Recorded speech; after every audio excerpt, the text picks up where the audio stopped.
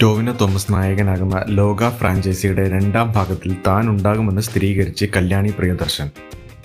അടുത്തിടെ നടന്ന ഒരു പൊതുപരിപാടിയിലാണ് താരം ഈ ആവേശകരമായ വാർത്ത പങ്കുവച്ചത്.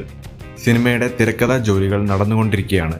മിക്കവാറും സെപ്റ്റംബറോടെ ചിത്രീകരണം ആരംഭിക്കാൻ സാധിക്കുമെന്ന് കരുതുന്നു. രണ്ടാം ഭാഗത്തിൽ ഞാനുമുണ്ട്, അതുകൊണ്ട് എല്ലാവരും കാത്തിരിക്കുക, കല്യാണി പറഞ്ഞു. ഇതോടെ ചിത്രത്തിൽ കല്യാണി ഉണ്ടാകുമോ എന്ന കാര്യത്തിൽ ആരാധകർക്കിടയിലുണ്ടായിരുന്ന ആകാംക്ഷയ്ക്ക് വിരാമമായി.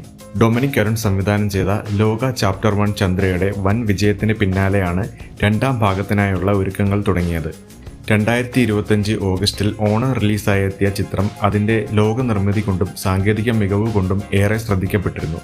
ദുൽഖർ സൽമാന്റെ വെയർഫെയർ ഫിലിംസ് നിർമ്മിച്ച 7ാമത്തെ ചിത്രമാണ് ലോക ചാപ്റ്റർ 1 ചന്ദ്ര.